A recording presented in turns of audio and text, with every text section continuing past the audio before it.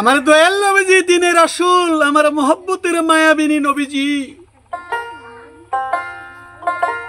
তিনি কাসওয়া নামে একটি উটের পৃষ্ঠে আরোহণ করলেন সেই উমরা হজ যাত্রার সময়। কি উট খেয়াল রেখেছেন? কাসওয়া নামে।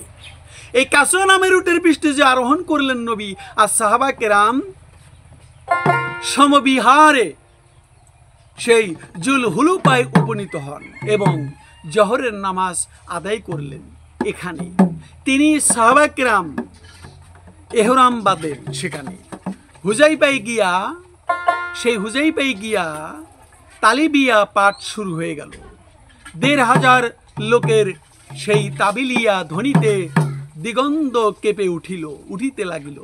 আমার দয়াল নবীজি সাল্লাল্লাহু আলাইহি সাল্লাম ওসফান নামক স্থানে উপনীত হলে সেখানে খোজায়া গোত্র সম্ভবত বেসর বিন সুফিয়া এসে খবর দিল কুরাইশরা আল্লাহু রাসূলুল্লাহ সাল্লাল্লাহু আলাইহি সাল্লামের অভিমুখে যাত্রার সংবাদ পেয়ে তাহাকে মুসলমানদের বাধা দানের উদ্দেশ্যে সর্বাত্মক প্রস্তুতি গ্রহণ করছেন। এই নবীজি আমার এই কথা শুনলেন। এই সংবাদে পেয়ে দয়াল নবীজি, আমার রাসূলুল্লাহ মায়ার নবীজি উদ্ভট পরিস্থিতিতে কর্মপন্থা নির্ধারণের উদ্দেশ্য সাহাবায়ে কেরামের পরামর্শ আহ্বান করলেন।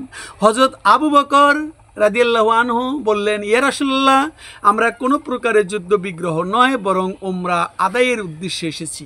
সুতরাং বাইতুল্লাহর জিয়ারতে বাধা প্রাপ্ত হলে অতি অবশ্যই যুদ্ধ আমরা করব। এরপর রাসূলুল্লাহ সাল্লাল্লাহু আলাইহি সাল্লাম সম্মুখে অগ্রসর হয়ে সানিয়াতুল মিররার এলাকায় অতিক্রম করলেন। হুদাইবিয়া নামক স্থানে কি কূপের নিকট যাইয়া দয়াল নবী শিবির স্থাপন গেলেন করিয়া। হরে হস করিতেও বাধা আইল দয়াল নবীর কাছে রে।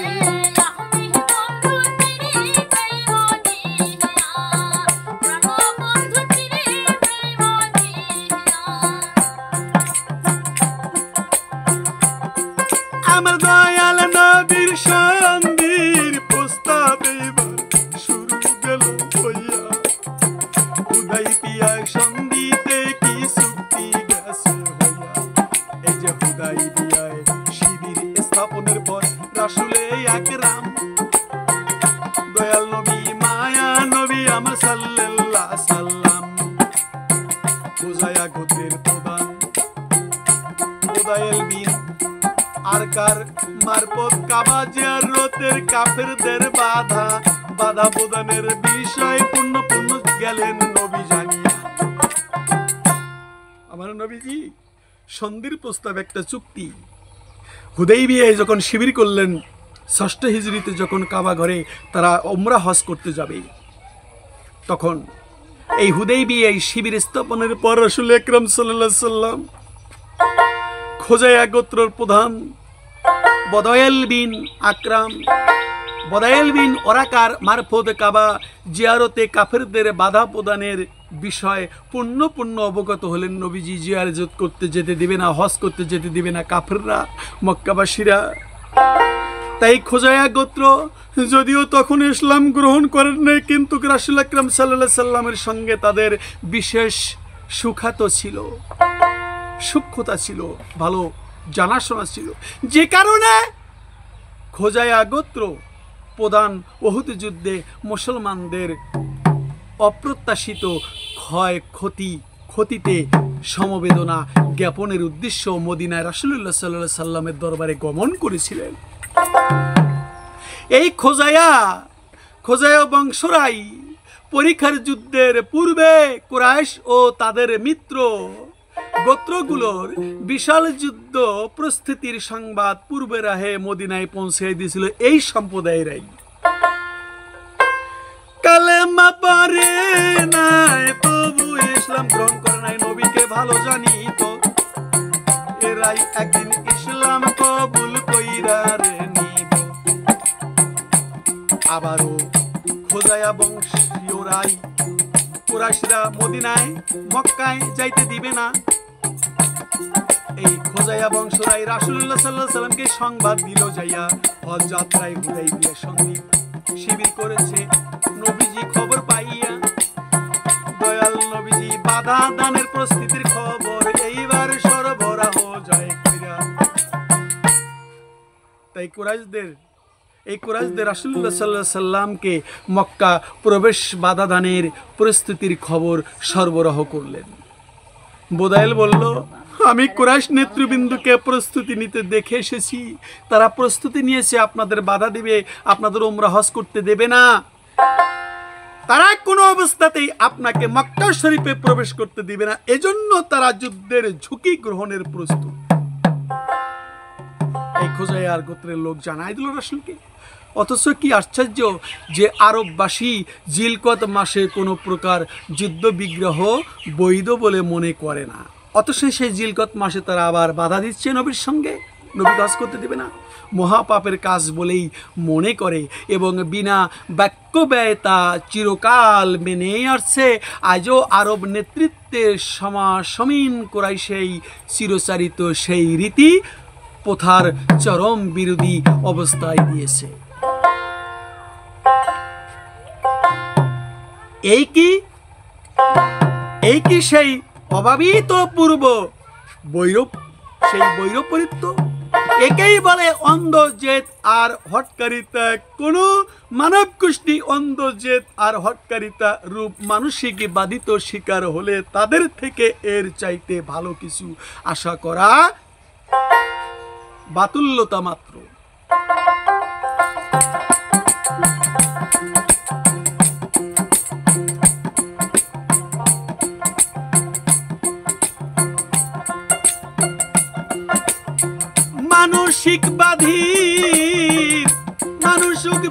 মানসিক ব্যাধির সকল শিক্ষক আমার দিনের রাসূলুল্লাহ এ সম্পর্কে সর্বশেষ গিয়াছেন জানিয়া।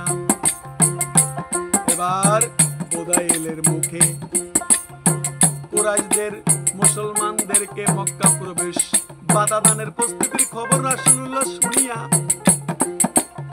রাসূল সাল্লাল্লাহু আলাইহি সাল্লাম ওই বোদাইলকে বললেন, তুমি গিয়ে কুরাইশ নেতৃবৃন্দকে বলো আমরা কোন প্রকার যুদ্ধ বিগ্রহে যাই না, আসি নাই।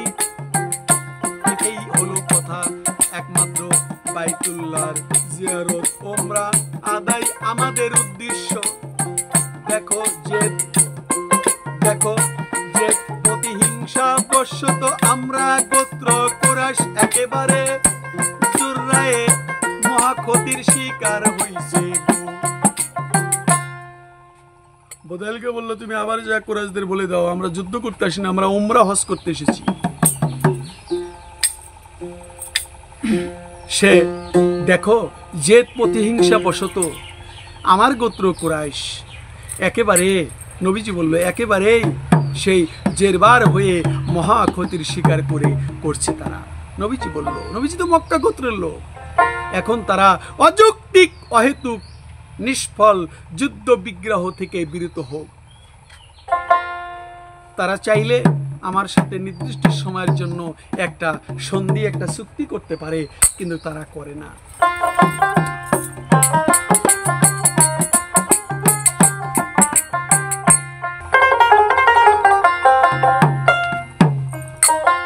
তাই তো দিনের নবী কোন কাজ করলো, তার উটের পৃষ্ঠে আরোহণ করে সাহাবা কেরাম সমবিহারে জুলহুলুপায় উপনীত হইছে। জোহরের নামাজ আদায় করলেন দয়াল নবীজি সেইখানে, এখানে তিনি সাহাবা কেরাম এহরাম বাঁধল যে। তাই নবীজি বললেন সন্ধি স্থাপন করুক তারা এবং আমাকে আরববাসীকে স্ব কর্তব্য পালন করতে দিক। এটা বুরাইদাকে বলে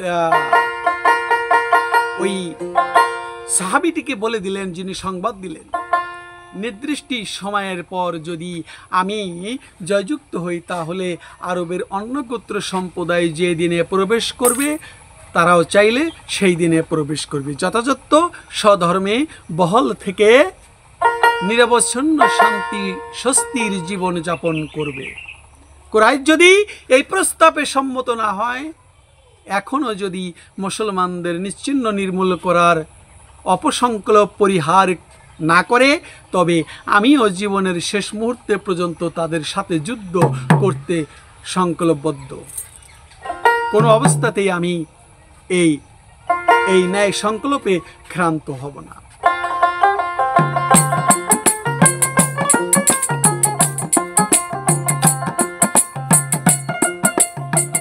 এই কথাগুলি সন্ধি চুক্তির কথা বুদায়েল এবার রাসূলুল্লাহ সাল্লাল্লাহু আলাইহি সাল্লামের সন্ধির প্রস্তাব কুরাইশ নেতৃবৃন্দর নিকটে বয়ে নিয়ে গেল। ভাইরে বুদায়েল ওই সাহাবী যে, সে কুরাইশ নেতৃবৃন্দকে বলল, শোনেন, মুহাম্মদ জুলহুলুপায় হুদাইবিয়ার সন্ধি সেইখানে শিবির করে আছে, মক্কায় বাধা দিচ্ছেন আপনারা, তো আপনারা শুনে যান। তোমরা শুনতে চাইলে আমি বলতে পারি নবীজি কি বলল। বুদায়েলের কথার চরমপন্থী, সেই চরমপন্থী গোবিন্দ সেই লেপগুলো নাক পুষিয়ে ঘৃণা আর উপকার স্বরে বলে উঠল, রাখ তোমার কথা, ওসবে কাজ নেই। কিন্তু প্রবীণরা শুনতে চাইলেন। বুদায়েল অনুপঙ্ক রাসূলুল্লাহ সাল্লাল্লাহু আলাইহি সাল্লামের কথাগুলো তাদের সম্মুখে তুলে ধরলেন। বুদায়েলের কথা শেষে উররাও বিন মাসুদ বলল, মুহাম্মদ তোমাদেরকে খুব সরল এবং কল্যাণের পথ দেখিয়েছে, তোমরা সম্মত হলে আমি গিয়ে তার সাথে আলাপ করে আসি, একটা চুক্তিবদ্ধ করি। কুরাইশদের সম্মতি ক্রমে ওরাও রাসূলুল্লাহ সাল্লাল্লাহু আলাইহি সাল্লামের সান্নিধ্যে উপস্থিত হলে তিনি তাকেও তার প্রস্তাবের কথা ভালোভাবে বুঝিয়ে বললেন। নবীজি রাসূলুল্লাহ সাল্লাল্লাহু আলাইহি সাল্লাম প্রস্তাব সরল কল্যাণকর বলে কুরাইশদের সম্মুখে দ্বিধাহীন চিত্তে স্বীকার করলেও এখন তার ক্ষুদ্র অভিযান চাঙ্গা হয়ে ওঠে। সেই রাসূলুল্লাহর ভৎসনার স্বরে বলতে লাগলো, মুহাম্মদ দয়াল নবীকে রে,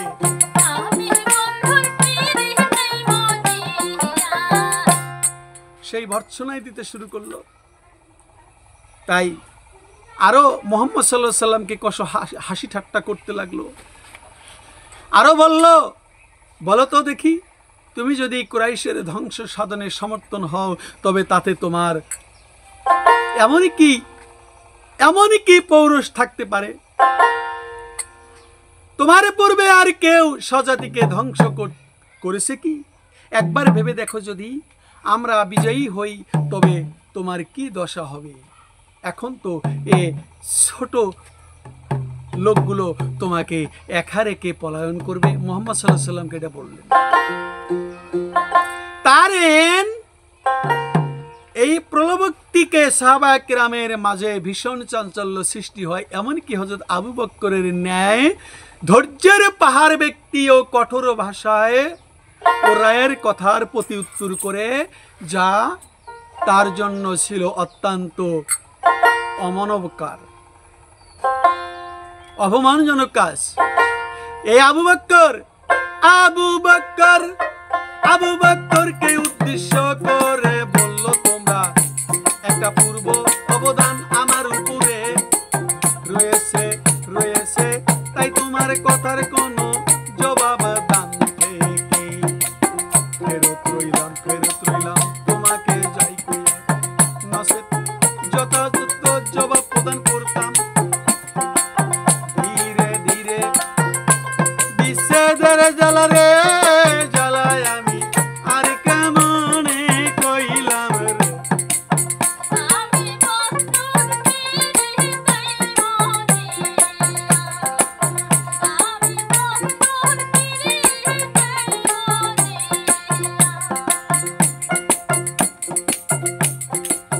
কথাবার্তার আমায়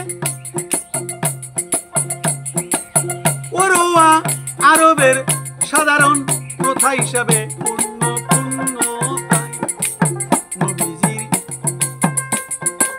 শ্বশ্রুমণ্ডলে হাত লাগাচ্ছে ভাই সাহাবী হযরত মুগিরা বিন শুবা তরবারি বাট দ্বারা ওয়ারার হাতে আঘাত হেনে বলে, তুমি মুশরিক অপবিত্র, তাই তোমার আঘাত করলাম। তোমারই যে হাত, তোমার হাত রাসূলুল্লাহ সাল্লাল্লাহু আলাইহি সাল্লামের পবিত্র শ্বশ্রুমণ্ডল থেকে দূরে থাকো। তাই ওর ওয়া এবার মুগিরাকে উদ্দেশ্য করে কথা রে কইল, ভাই বলো, বলল তোমার প্রতি তো আমার বিরাট একটা অবদান গেছে রইয়া, অদ্যবধি আমি তোমার পক্ষ হয়ে লড়ছি, অথচ আমার সাথে তোমার ব্যবহারে কি হয় না। ওর ওয়াকে মুগিরা তরল দিয়ে এমন একটা আঘাত করলেন হাতে, আর ওর ওয়া বললেন, এমন ধরনের অবদান তো আমার তোমার কাছে আছে। সাহাবায়ে কিরাম ও তাদের প্রতিপক্ষ ওর ওয়া মাঝে উল্লিখিত রূপ অপসংকিত করা শুরু হলো।